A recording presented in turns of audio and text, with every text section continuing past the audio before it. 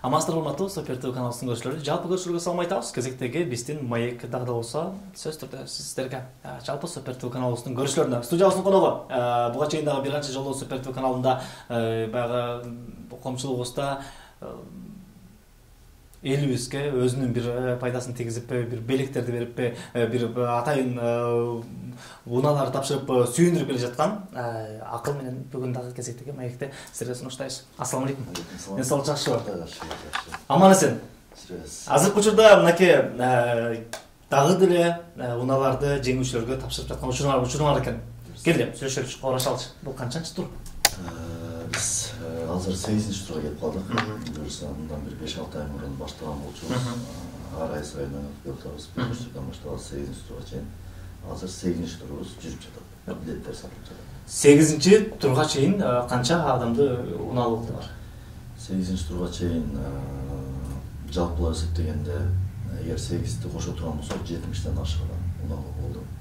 Биздин ар бир турда 8, 9, 10 машиналардын саны 10'a çeyin maşınalar taratабыз. Ошол нерсени көргөндө 70'ten ашык машиналарды, автоунааларды өз элдерине тапшырдык. Азыркы учурда билеттер сатылып атпы, бүтүрүк. Азыр 8 турга билеттер сатылып атат. Буюрса 28 ноябрга финалды коюп атабыз. Буюрса 28 ноябрь күнү ошол 8 турда унааларын жана акчалай приздерин өз элдерине тапшырды. Мындай кылбайлы. Негизи ар бир берүүбүз чыкканда баягы алгачкы жолу көрүп аткандар да болушу мүмкүн. Эмне болгон интервью, эмне болгон оюн, эмне болгон шарттары бар, кантип катышсак болот деген дагы баягы биздин жаңыдан буга чейинки көрбөй калган көрүүчүлөрүбүзгө дагы бир маалымат катарында келин сөзүбүздүн башында айтып кетпейлиби? Кененирээк маалымат айтып өтөйүн. Негизи биз бул розыгрышты, бул лотереяны YouTube каналынан өтөбүз. Өзүбүздүн YouTube каналыбыз болот. Ак ниет ТВ деп аталышын ошондой койгонбуз. Ал жактан биз биринчи билет сатабыз.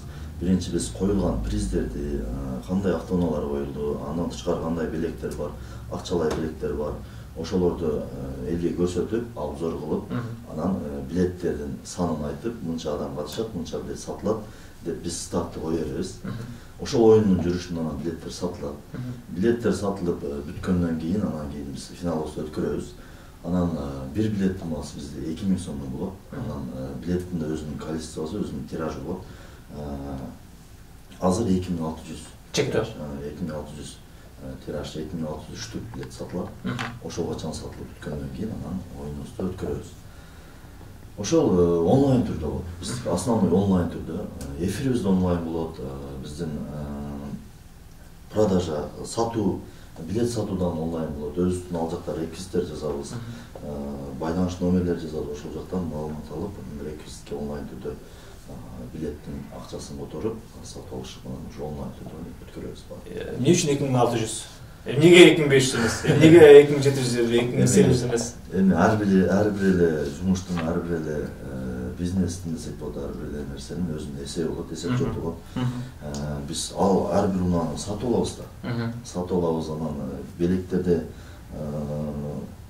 белгилейбиз, мындай белектер болот, мындай унаалар, ошолорду санап расчетун алып, санап келгенден кийин баарына жетиштүү кылып, анан кийин канча билет сатсак, ошол бул жактагы биз автоунааларды сатып алабыз да.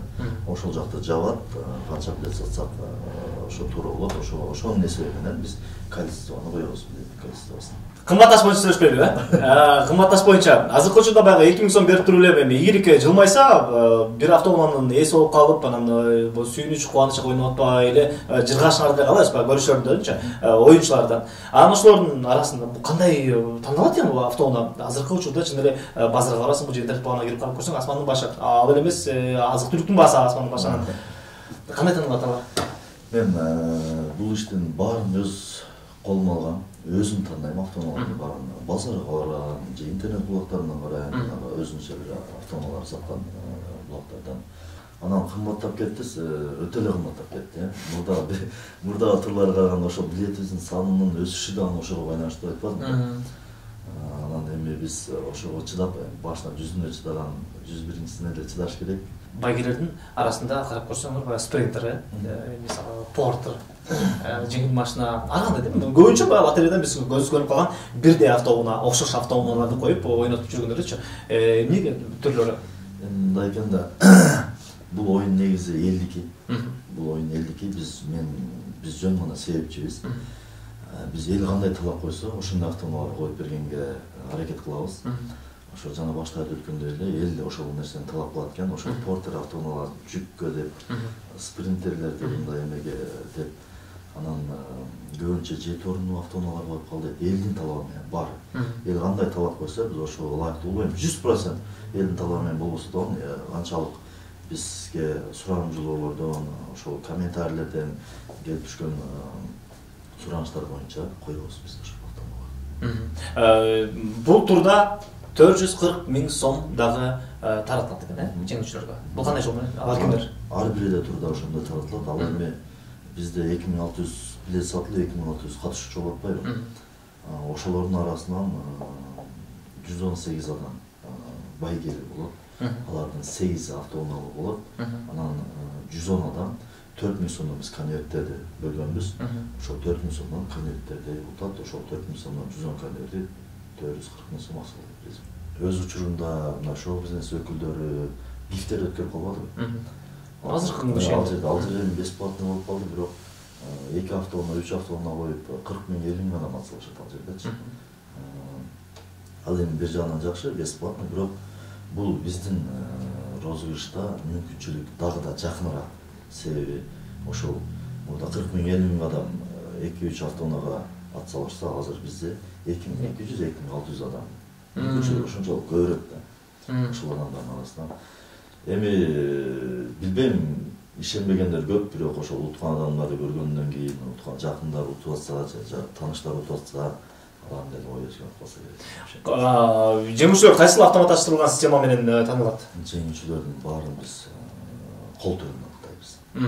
Азыр эми адамдар эч нерсеге ишенбей калган заман, технологияга ишенбей калган заман, компьютерге ишенбей калган заман. Биз баарын кол түрүндө аныктайбыз.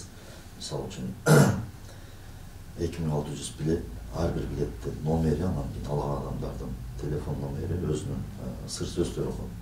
Мисалы үчүн сиз бир билет алсаңыз, 10-чу билетти алсаңыз, 10-чу билет Эмир деп телефон номерисине лототронго кирет. 2 лототрон болот бизде. Бир лототронго билеттин баарын киргизебиз. Экинчи лототронго ошол 110 конвертти, анан кийин 8 автоунаа киргизебиз. Эми ар түрдүү ар кандай автоунаа 8-9. Бир бул жактан айландырып, аралаштырып, бир бул жактан алабыз, бир бул жактан алып, элге көрсөтүп, түз эфирде, YouTube каналда түз эфирде элге жакын кылып көрсөтүп, ошондой жеңүүчүлөрдү аныктайбыз. Мен деп айтайынчы, мен 2000 сомго билет алдым. Мен ийгилик жылмайып, бир автоунаа утуп алдым. Мен барамдагы силерден ошол автоунааны жөн эле алып кете беремби же бул кандайдыр бир сумма же өзгөрүн бир эрежелери бар ортодо? Азыр айтып өтөйүн, биздин өзүбүздүн эрежебиз бар. Ар бир эле турубузда биз прямой эфирден ойнотобуз деп атпайбызбы? Ошол кайсыл учурда автоунаа чыккан учурда биз ошол жеңүүчүгө прямой эфирден чалабыз. Телефон коңгуроо кылып, видео звоноктон чалып, аны куттуктайбыз.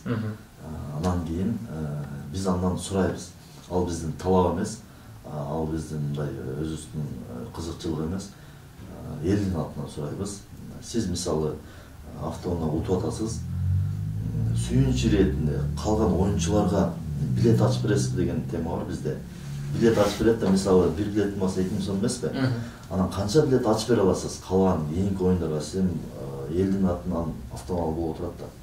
Дегенде ал 10 билет же 20 билет же 30 билет сүйүнүч иретин ачып берем дейт. Ал кандай ачылат? Мисалы 10 билет ачса 20 000 сом бизге бериш керек болуп калат. Биз ошол 20 000 сомдун эсебинен бул жакта утпай калган адамдардын, ошол турда утпай калган адамдар болот да. Ошолордон дагы 10ду тартып алабыздан ачып, кийинки турга билет, бесплатный билет беребиз. Ошол утуп алгандардын эсебинен. Ал эч кандай биздин чөнтөгүбүзгө кетпейт, алар берген акчалар.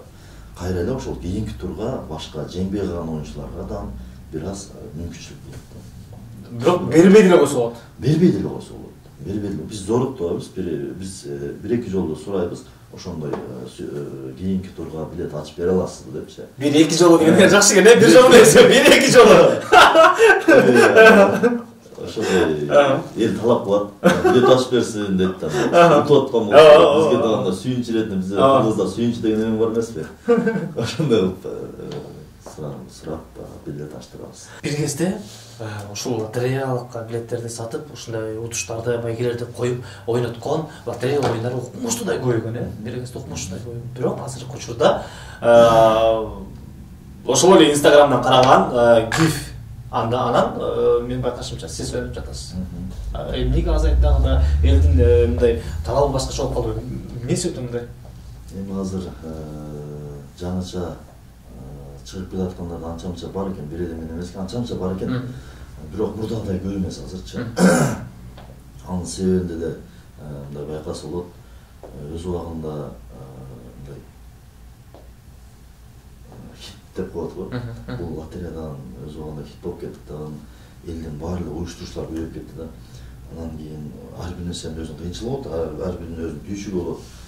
Ошого чыдасаң, акырына чейин ойнотобуз, анан чыдабай, кыйынчылыкка чыдабай жүрдүм. Тиешелүү себептен мени токтотуп койгондар көп болот да. Ошонун арасынан эми иргелип десем деле болот, ошол биз ойнотуп келип атабыз. Мага кызык. Өзүңөрдүн оюнуңарда өзүңөр катышасыңарбы? Жок. Эмнеге? Мен мүмкүн болушунча мен өзүм эле эмес, өзүмдүн жакындарымды деле катыштырбаганга аракет кылам. Достуугандарга деле катыштырбаганга аракет кылам. Менен эмес, мага окшоп ойноткон башка бирөөлөрдөн ойноп көргүлө деп ошолор эле сунуштап коем. Эми башында жаңы баштаганда алардан колдоо болуп, мен ошол достуугандарым билет алып, мага колдоо көрсөтүп, билеттерин болот өтүшүнө колдоо көрсөткөн болсо, азыр эми аларга түшүндүрүп айтам. Туура түшүнгүлө. Эми эбептен себеп болуп силерге бирөөгө менин таанышыма же досума чыгып калса, эми сиз үчүн чын болсо, мен үчүн чын болсо да башка элдерге түшүндүрүп айтып, мындай ишендирүү кыйын болуп калат экен. Чынында кыйын болуп калат экен. Ошол себептерден алардан бир аз башка жактардан ойноп тургула деп өзүмдүн жакындарыма билет саттым. 8 турда жана айтып өткөндөй 8 турда алып барып атабыз. Азыр билеттер сатылууда. Азыр 50%-тен ашыгыраак 2600 билет болсо, азыр 1000 билет калды. Ошол үчүн биз азыр негизи 50% билет өткөндө биз датаны белгилейбиз да. Датасын оюн болуп турган датаны ачын дата белгиленди. Биз азыр белгилеп койдук 28 ноябрь күндүзгү саат 14:00-дө Ак ниеттүү YouTube каналында 8 турдун финалы болуп өтөт. Анан түшүнбөй калдым, дагы да кененирээк маалымат алам дегендер болсо, биздин өзүбүздүн ошо Ак ниеттүү YouTube каналына кирсеңиздер, ал жактан толук маалымат ала аласыңыздар болот. Кайсыл жактан кантип билет аласыздар, качан ойнотулат, биз күн сайын видеолор чыгарып турабыз реклама иретинде. Буюрса 28 ноябрь күндүзгү саат 14:00-дө ошол Ак ниеттүүнүн 8 турунун финалын өткөрөбүз. Муктаж юбилейге түшкөн секенде. Муктаж юбилейге түшкөн секенде. Ооба, мында карап көргөндө чын эле керектүү болгон бир юбилейге түшкөн секен. Ошондо бир мындай жүрөгүң жылып калат болуш керек да. Эгер каалайсыз жумушуңар ийгиликтүү болсун, ушул өзүңөрдүн максатыңарга карай күн сайын аракеттенип ийгиликти багындыра бергиле. Чоң рахмат. Мына ушул урматтуу Супер телевизион көрүүчүлөрү, кезектеги биздин маегибизде соңуна чыгат. Кийинки бөлүмдө көрүшкөнчө аман эсен туруңуздар.